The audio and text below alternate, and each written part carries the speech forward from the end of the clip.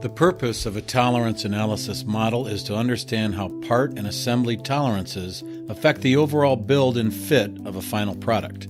There are three main types of results that can be obtained directly from a tolerance analysis model in 3DCS: a Monte Carlo simulation, a high-low median sensitivity analysis, and a geofactor geometric effects analysis.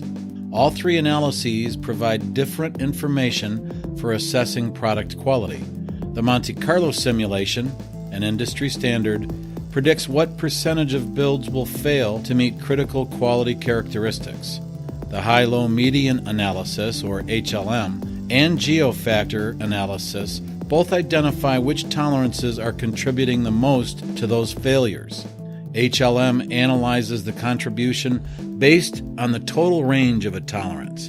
Geofactor analyzes the contribution based on part geometry.